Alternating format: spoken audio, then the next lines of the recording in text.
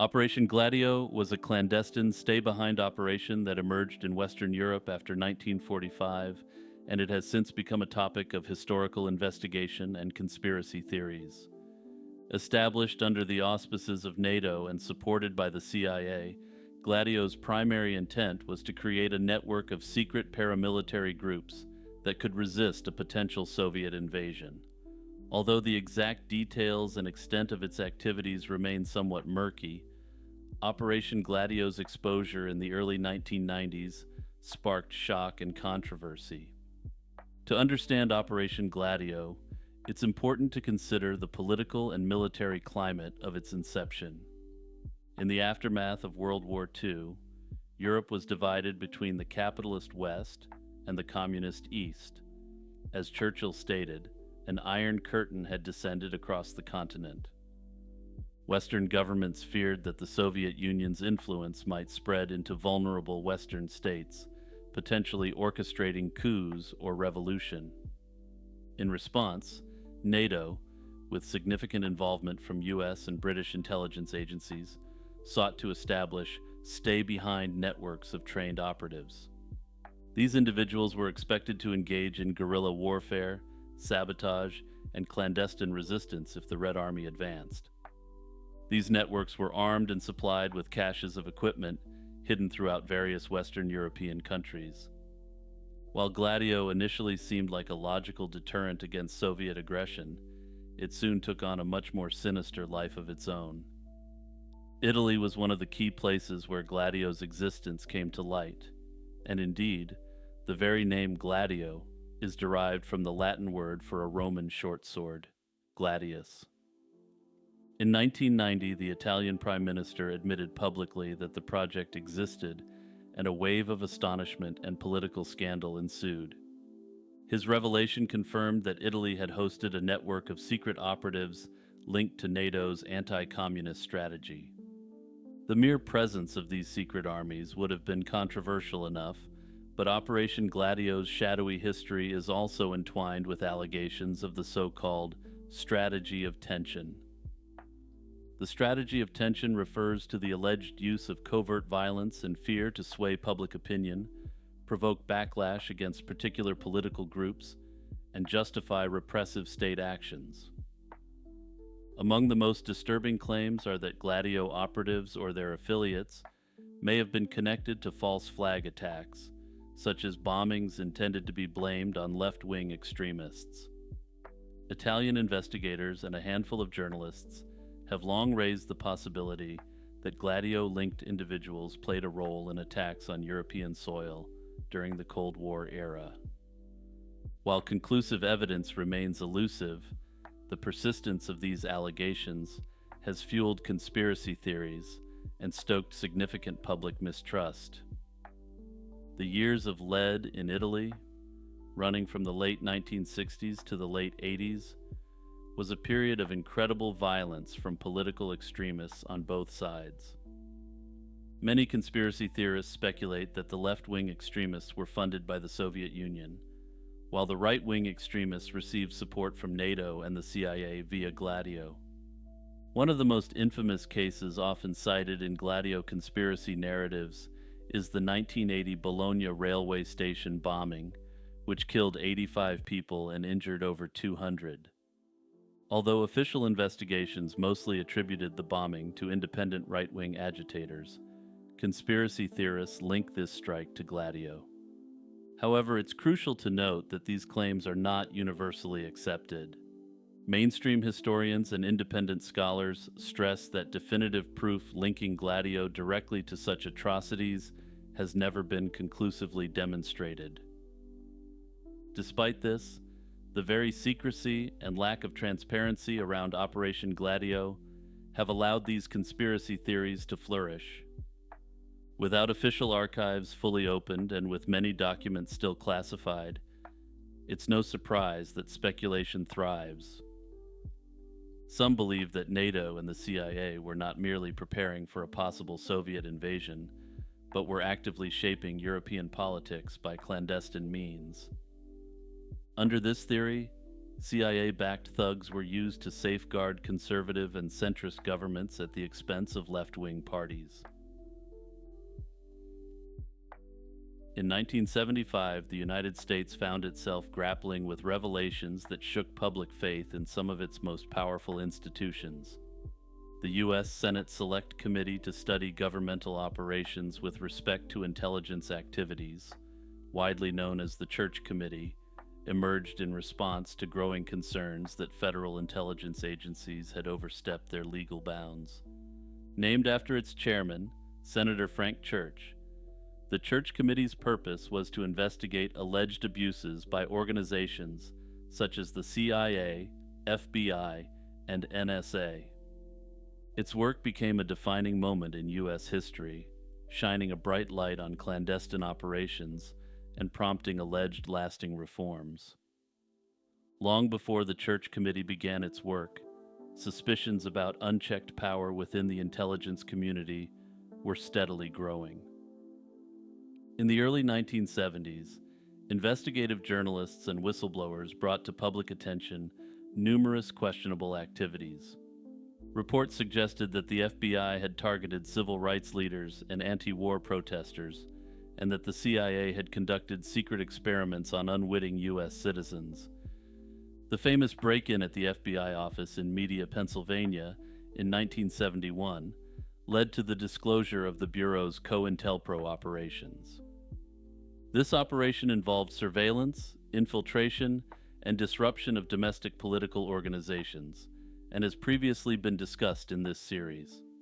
At the same time, the Watergate scandal and the resignation of President Richard Nixon in 1974 further contributed to a climate of public distrust in government. By the mid-1970s, demands for accountability were simply too loud to ignore. The formation of the Church Committee was a direct response to these demands. Established in January 1975, the committee was made up of senators who sought to restore public confidence by conducting a thorough public investigation.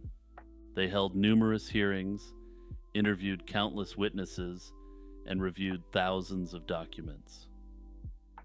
The initial findings were startling and shocked the nation. The intelligence agencies, originally designed to protect American interests, had engaged in illegal or unethical practices.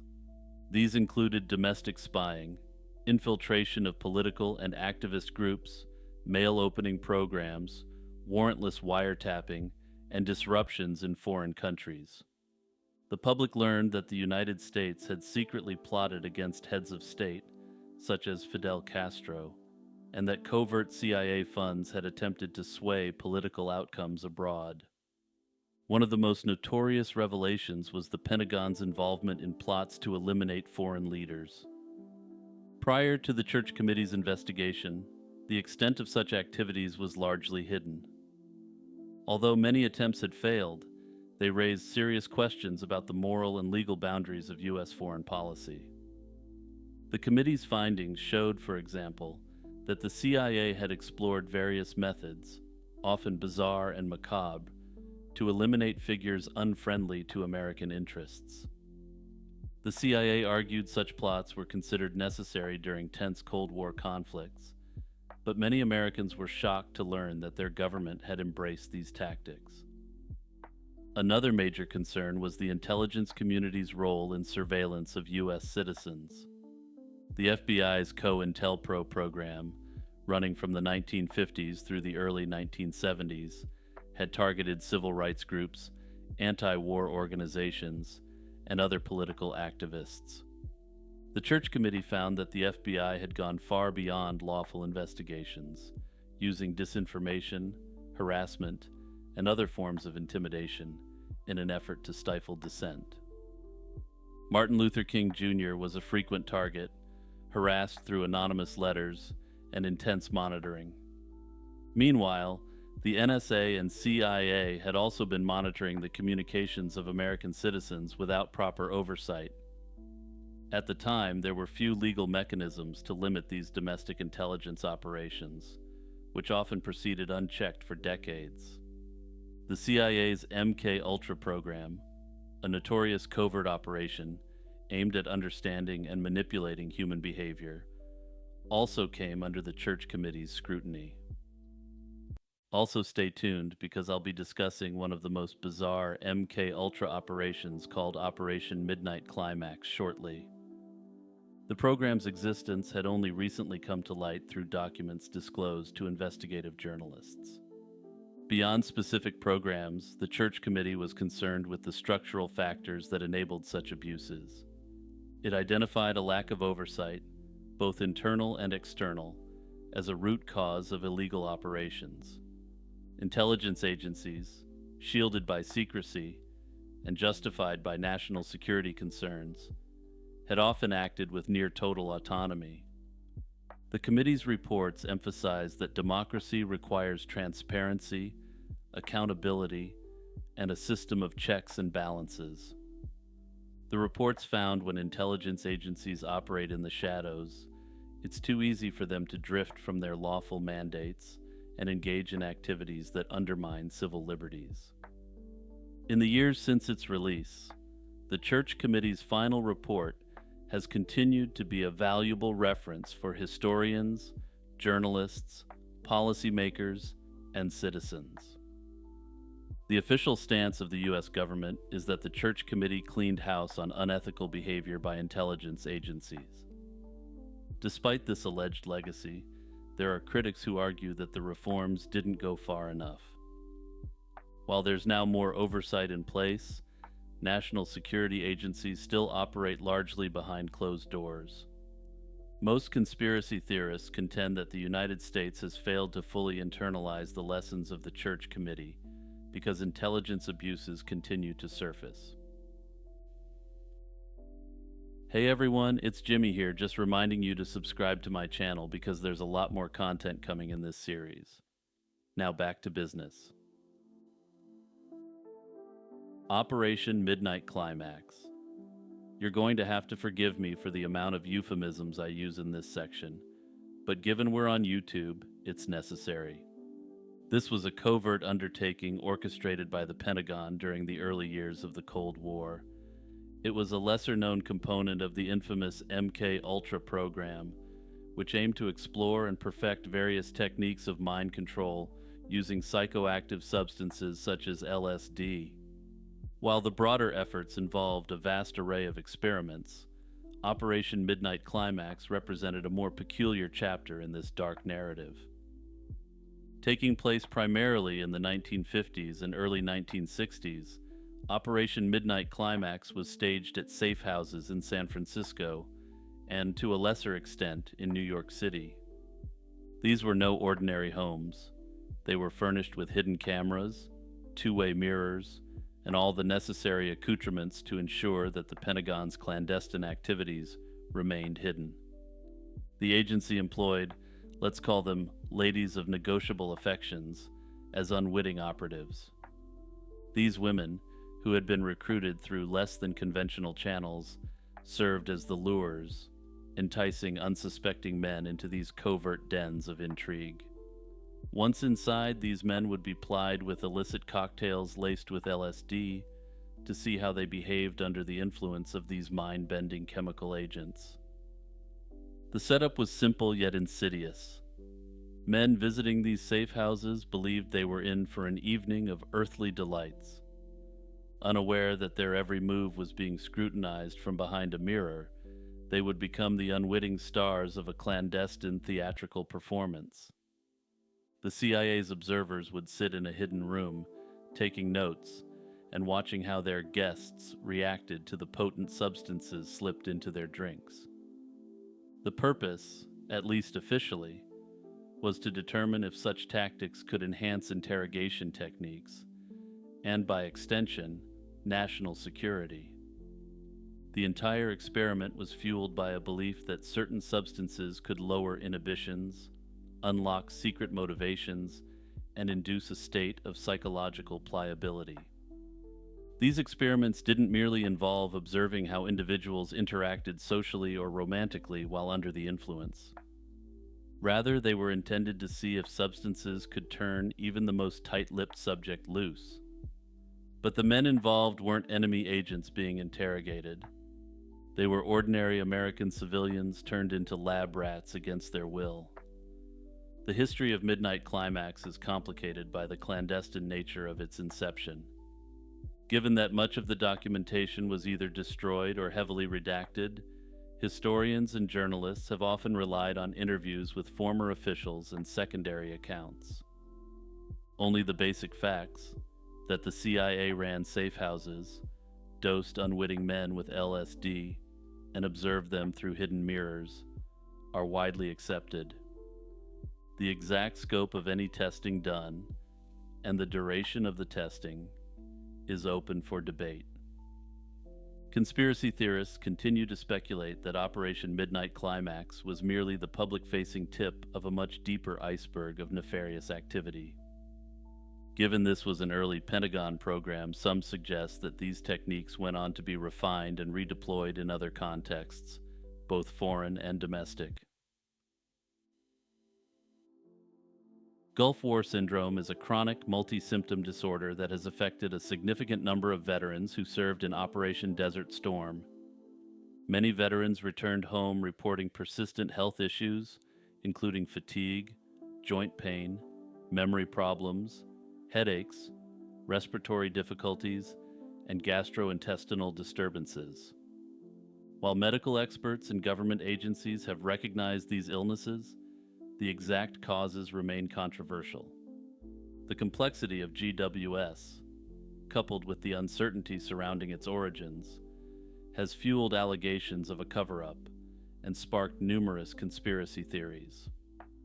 Over the years, these theories have involved claims that U.S. and Allied forces were exposed to harmful experimental substances and that the Department of Defense knew. Initial reports of Gulf War syndrome were often thought to be related to combat-related PTSD or other well-recognized psychological conditions. Gradually, research began to acknowledge that these ailments did not fit neatly into known psychological conditions. Studies commissioned by the VA and Congress indicated that Gulf War veterans were suffering from a distinct cluster of symptoms, not easily attributable to other disorders. Some reports have suggested that exposure to toxic environments, such as oil well fires, depleted uranium, nerve agents, or pesticides, could have triggered this condition. Alongside scientific investigations, a parallel narrative of conspiracy and cover-up has taken shape. Veterans advocacy groups and investigative journalists have pointed to the slow pace of government responses, the shifting of blame, and the lack of transparent communication. Some veterans believe that classified documents, or those only partially released, contain evidence that the government knew more about the hazards Gulf War troops faced than it let on. Declassified Pentagon documents have occasionally hinted at circumstances where coalition forces were potentially exposed to low-level chemical warfare agents. However, these hints often lack conclusive evidence or are surrounded by potentially contradictory interpretations. The Index Librorum Prohibitorum, better known as the Index of Forbidden Books, was a list maintained by the Roman Catholic Church that cataloged publications deemed heretical. Established in the 16th century, the index aimed to protect the faithful from theological errors and preserve the integrity of church doctrine. Over its 4-century existence, it reflected the Church's efforts to control the dissemination of ideas and uphold religious orthodoxy. The roots of the index trace back to the early 16th century, a period marked by significant religious upheaval.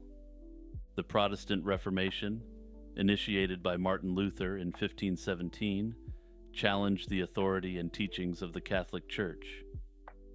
In response, the Church sought mechanisms to curb the spread of what it considered heretical writings. In 1559, Pope Paul IV promulgated the first official index, listing books considered dangerous to the faith or morals of Catholics. This initial compilation was stringent, reflecting the Church's determination to counteract the influence of Protestantism and other perceived threats. The Council of Trent convened to address the challenges posed by the Reformation, and there it was recognized there was need for a more systematic approach to censorship. Consequently, in 1564, the Tridentine Index was published under Pope Pius IV, accompanied by a set of guidelines known as the 10 Rules. These rules outline the criteria for prohibiting books and the procedures for censorship. The responsibility for maintaining and updating the index was entrusted to the Sacred Congregation of the Index, established in 1571 by Pope Pius V. This body operated under the Roman Inquisition and was tasked with examining publications for heretical content. The congregation had the authority to ban books, mandate corrections, and grant permissions for reading prohibited works under specific conditions. Enforcement of the index varied across regions and periods. While the Church wielded significant influence, the practical implementation of book bans depended on local church and secular authorities. In some areas, prohibited books circulated clandestinely and enforcement was lax, whereas in others, authorities rigorously suppressed banned literature. The index encompassed a wide array of works, including those by prominent scientists, philosophers, and theologians. Nicholas Copernicus's publication, which proposed a heliocentric model of the universe, was suspended until corrected in 1616 due to its contradiction of the geocentric view endorsed by the Church. Similarly, Galileo Galilei's advocacy for Copernican heliocentrism led to his works being placed on the index, and he faced trial by the Inquisition in 1633.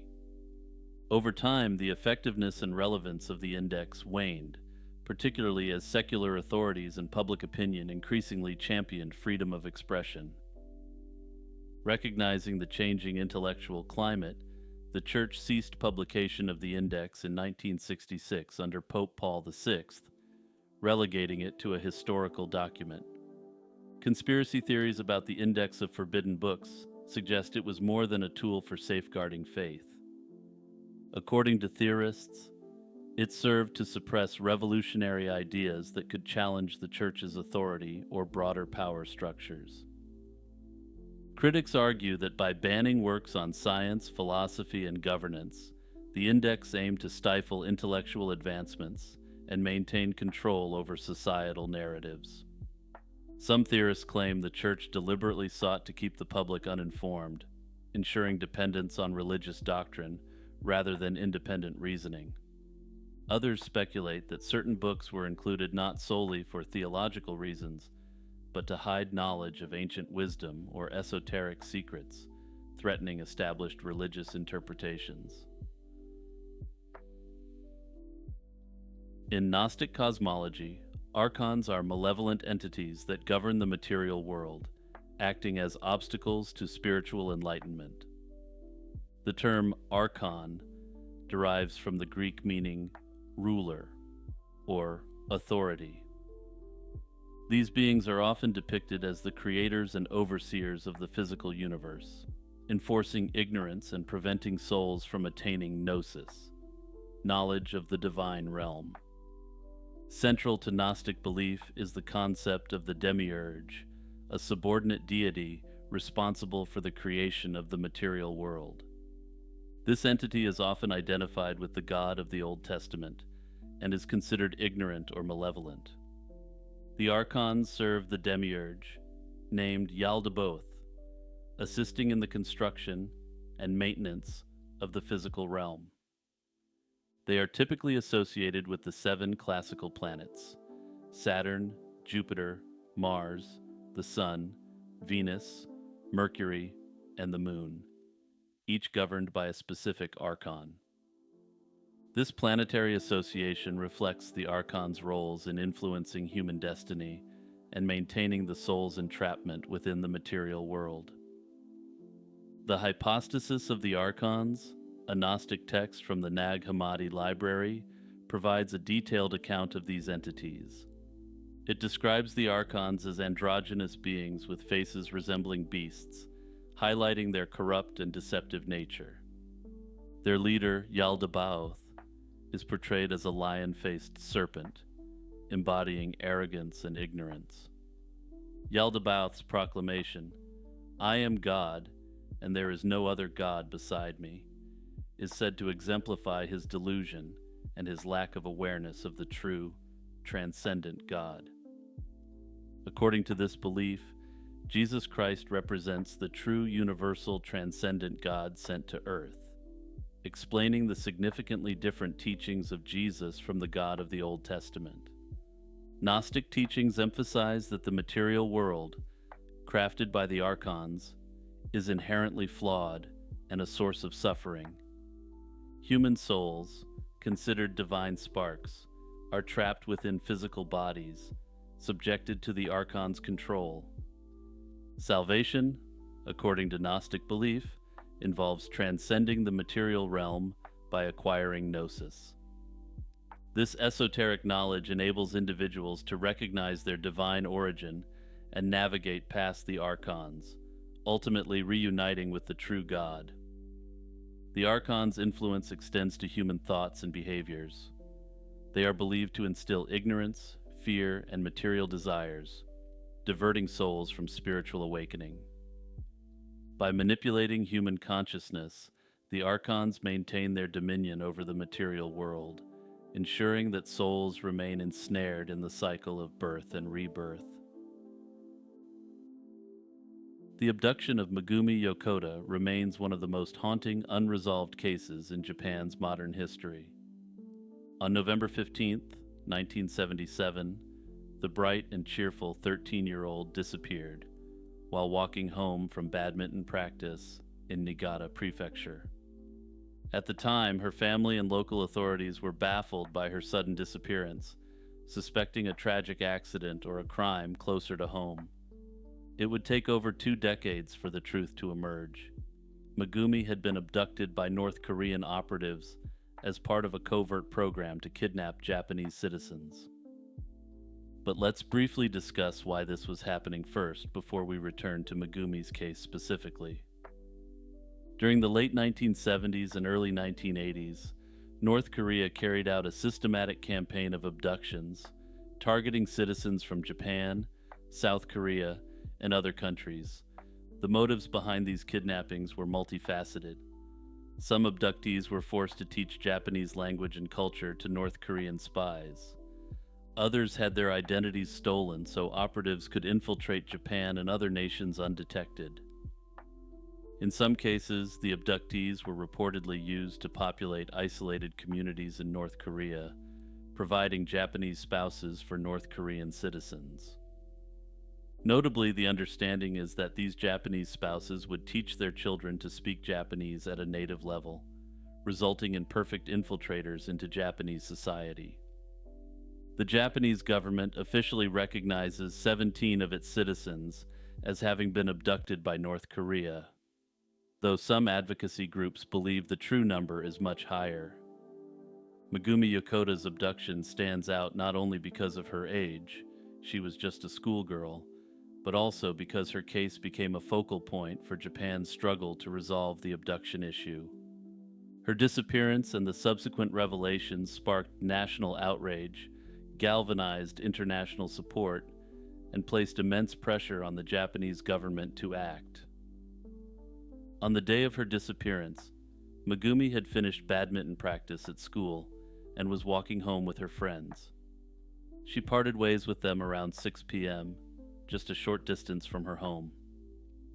When she failed to return, her parents, Shigeru and Saki Yokota, began a frantic search, eventually involving local police. At first, authorities suspected she might have run away or been the victim of an accident or crime. However, no clues whatsoever emerged, and the case went cold. For over 20 years, the Yokota family lived in anguish, not knowing what had happened to their daughter. It wasn't until the late 1990s that North Korean defectors began revealing details of an abduction program targeting Japanese citizens. By 2002, Megumi's name surfaced as one of the confirmed abductees, shocking her family and the Japanese public. In a groundbreaking development in 2002, then Japanese Prime Minister Junichiro Koizumi visited Pyongyang for talks with North Korean leader Kim Jong-il. During this meeting, North Korea admitted to abducting 13 Japanese citizens, including Megumi. The regime claimed that 5 of the abductees were still alive and would be returned to Japan, while the remaining 8, Megumi among them, had allegedly died. North Korea presented evidence to support these claims, including purported remains of Megumi, which they said had been cremated. However, the evidence provided by North Korea was riddled with inconsistencies. DNA testing conducted in Japan on the remains purportedly belonging to Megumi yielded inconclusive results, fueling significant skepticism.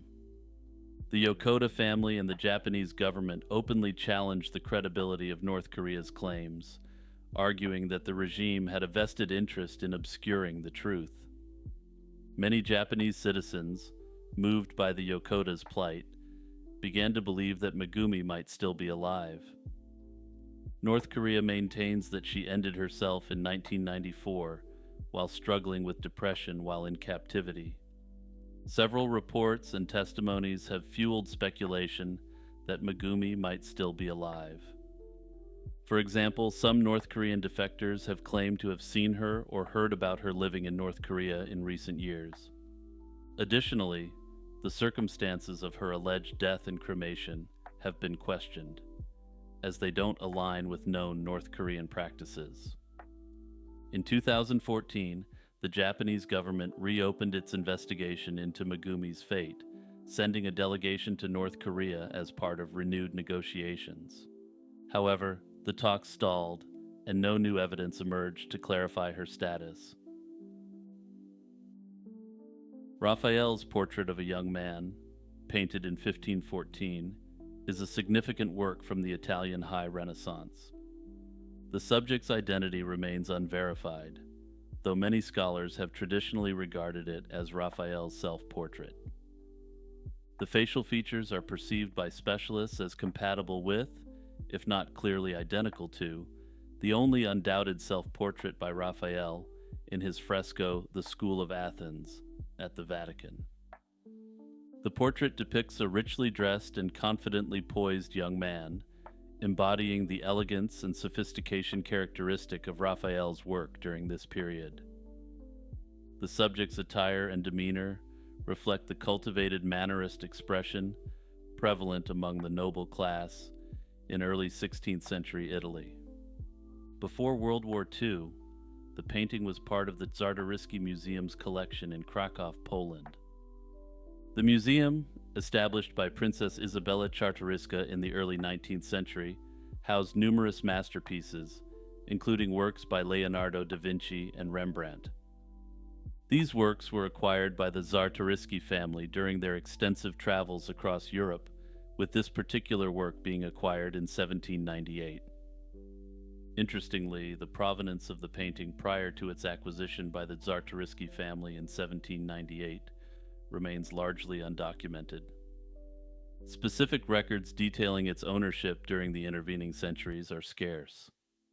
In 1939, as Germany invaded Poland, the Czartoryski family attempted to safeguard their collection by hiding key pieces, including Raphael's Portrait of a Young Man, in a residence in Sieniawa.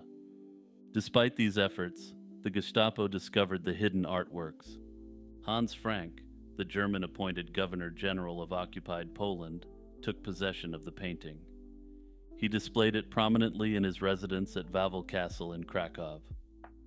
As the war neared its end in January 1945, Frank transported several artworks, including Raphael's portrait, to his villa in Neuhaus am Schliersee, Germany.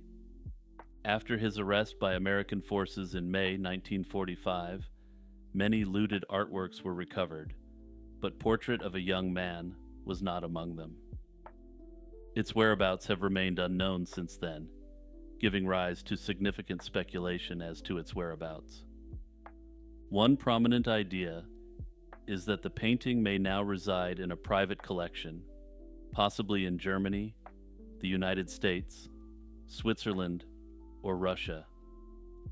During and after the war, clandestine art transactions were common, and it's plausible that the artwork was discreetly acquired by a private collector who has since kept it hidden. Some experts suspect the painting may even have been passed down through generations. Under this theory, its owners are either unaware of its historical significance or purposefully keeping it concealed to avoid legal or financial consequences. This theory remains compelling given the secrecy that often surrounds private art holdings. Another possibility is that the painting was destroyed during the chaotic final days of the war. This theory gained attention due to dramatizations like the 2014 film The Monuments Men, which portrayed German forces deliberately destroying stolen artworks. While no evidence confirms this scenario, the destruction of countless cultural artifacts during the war makes it a sobering possibility. If true, it would mean that the portrait of a young man is lost forever, joining the long list of cultural treasures irretrievably damaged in wartime. A less grim but equally plausible theory is that the painting may simply have been misplaced during the extensive relocations of art throughout the war. In their efforts to safeguard or hide cultural treasures, officials from various countries moved countless artworks into storage. Some items became lost or forgotten in these vast repositories, particularly in the post-war period, when the focus shifted to rebuilding cities and infrastructure. It's possible that Raphael's work lies dormant in one of these storerooms, waiting to be rediscovered.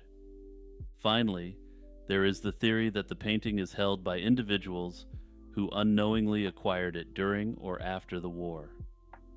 Looted artworks often changed hands multiple times, and some pieces were sold without their origins being fully disclosed.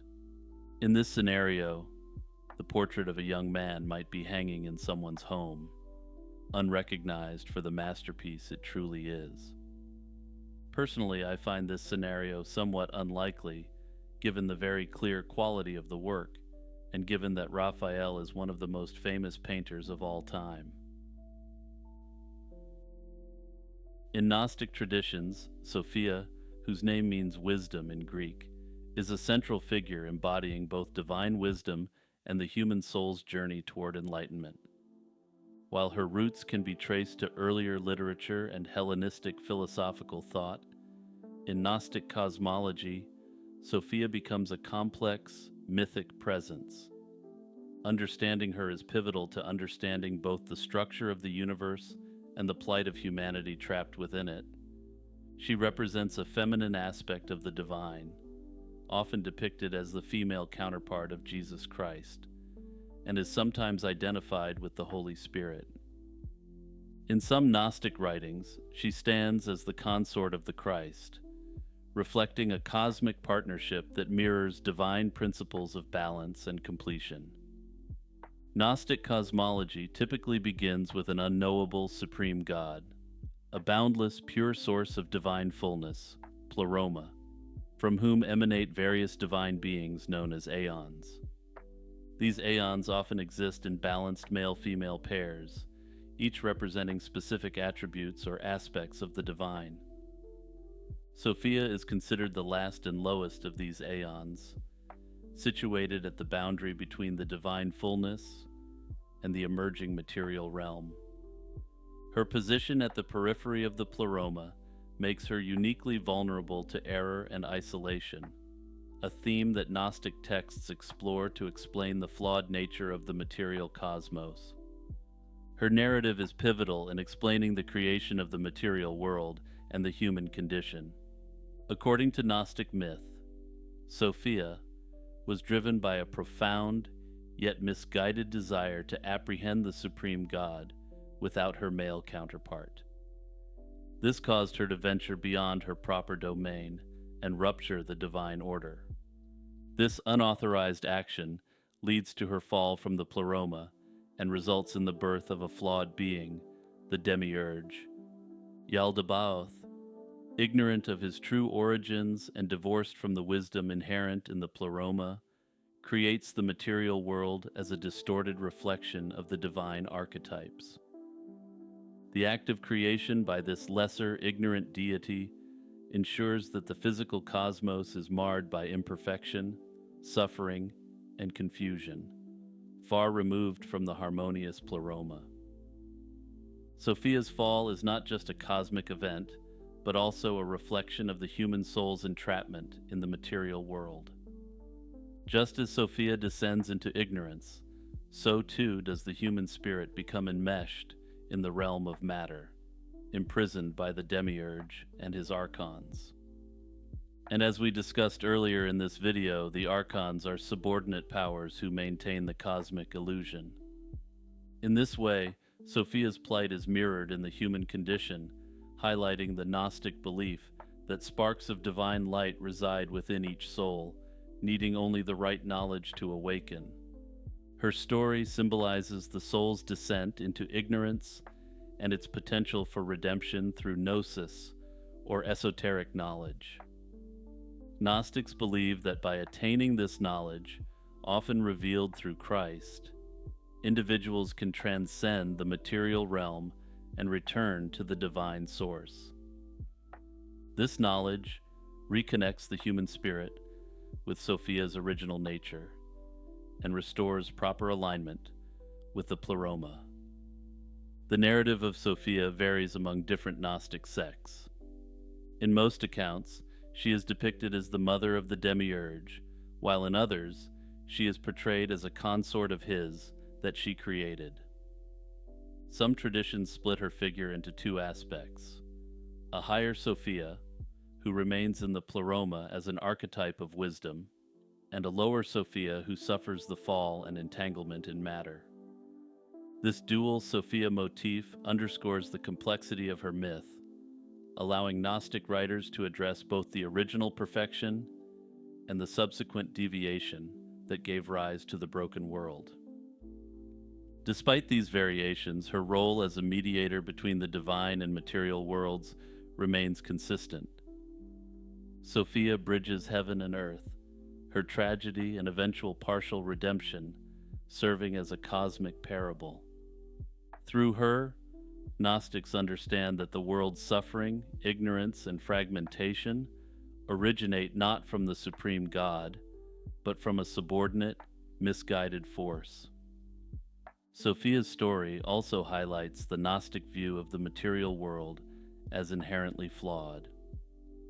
The creation of the world by the demiurge, a being born out of Sophia's error, underscores the belief that the physical realm is a deviation from the divine order. Unlike Orthodox Christian theology, where creation is seen as the intentional, benevolent act of a loving God, Gnosticism posits a starkly different narrative. And for anyone wondering, here's where we really get into the conspiracy. Under this belief, the world is an existential prison fashioned by a lesser, deluded creator. Conspiracy theories surrounding the suppression of knowledge about Sophia propose that elites, including secret societies and religious institutions, have long sought to bury her story. According to these theories, such elites recognize that widespread awareness of Sophia's narrative would challenge the established religious and political order. This would allow people to acquire true knowledge and destabilize the authority they wield over the masses. They fear that if people understood that their souls harbor a spark of divinity and potential for direct communion with the true source of creation, they might become ungovernable. These conspiracies suggest that the elites have historically manipulated religious texts, censored Gnostic scriptures, and promoted doctrines that highlight a transcendent, male-dominated God. By doing so, they maintain a spiritual vacuum that they can fill with controlled dogmas designed to reinforce hierarchies.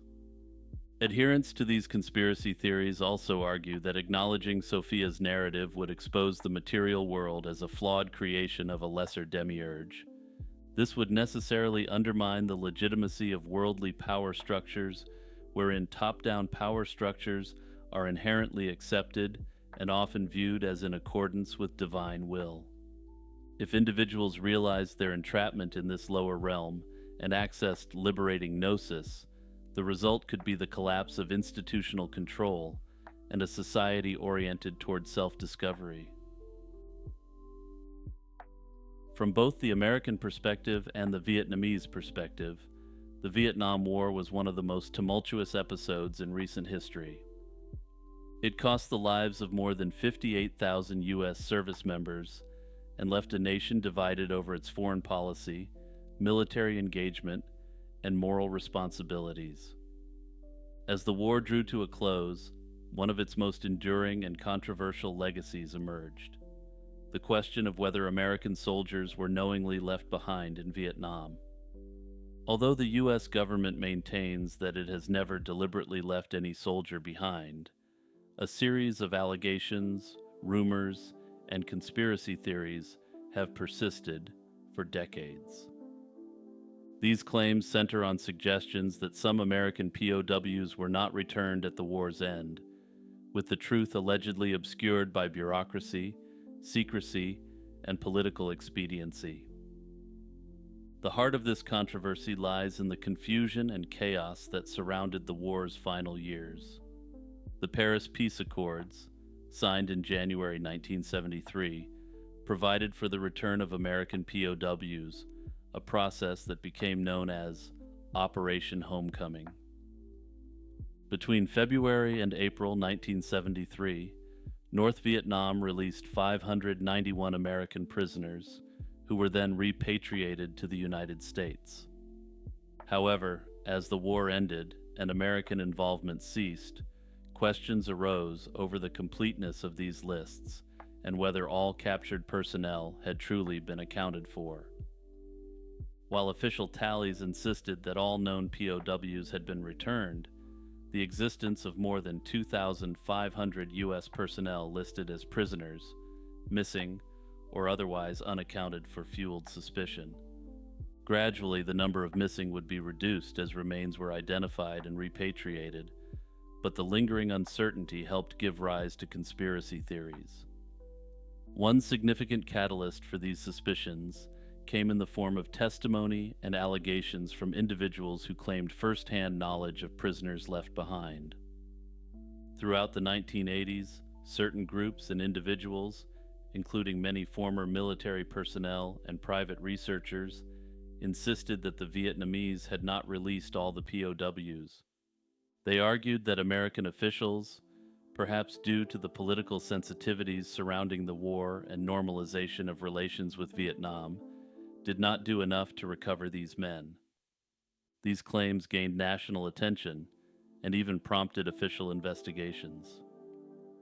In 1991, the U.S. Senate Select Committee on POW and MIA Affairs, led by Senators John Kerry and Bob Smith, conducted an extensive inquiry. The purpose of this was to determine whether American POWs were still alive and held against their will in Southeast Asia. After nearly a year of hearings, document reviews, and interviews, the committee's 1,223-page report, released in 1993, concluded that there was, quote, "no compelling evidence that proves that any American remains alive in captivity in Southeast Asia." It acknowledged that, quote, "some Americans who remain unaccounted for could have survived their incident and remained in captivity after the end of U.S. involvement in the war." However, it hadn't found any credible intelligence that indicated living POWs were still around at the time of the report, leading to the dark reality that many of these individuals had since passed. The committee's conclusion largely reinforced the official U.S. government stance that no service members were intentionally abandoned. Yet the committee's findings didn't silence the skeptics. Some argued that the committee did not have full access to classified materials, or that certain witness testimonies and intelligence reports were ignored or downplayed. Over the years, numerous books, documentaries, and advocacy groups have continued to argue that at least a small number of Americans were left behind. Organizations such as the National League of POW and MIA Families continue to press for full accountability and transparency. In my view, part of what keeps these theories alive is the inherent difficulty in proving a negative. The government can assert that no one was left behind, but the fact that many remains were initially not recovered, coupled with the chaotic nature of the conflict, leaves room for doubt. Further, it was explicitly admitted that some servicemen were indeed left behind, though there was no evidence to suggest that they were alive by the time a committee was actually convened. Conspiracy theories often hinge on alleged hidden documents, secret communiques, or coded messages from Vietnamese officials. One common thread involves the claim that the U.S. government considered POWs as bargaining chips in negotiations or withheld information to avoid domestic backlash. These theories vary in specifics and evidence, but their general thrust is that officials are either incompetent, uncaring, or malicious. For instance, some point to the case of Robert Garwood, who was captured and stayed in Vietnam after the war ended, only surfacing in 1979. Garwood's complex story, he claimed to have seen other American POWs long after Operation Homecoming, fueled speculation. Cases like Garwood's, while extremely rare, reinforce the perception that unexpected twists still lurk out there, waiting to be discovered. Remember to like, subscribe, and click on one of the videos above to keep watching my content. Peace out, everyone.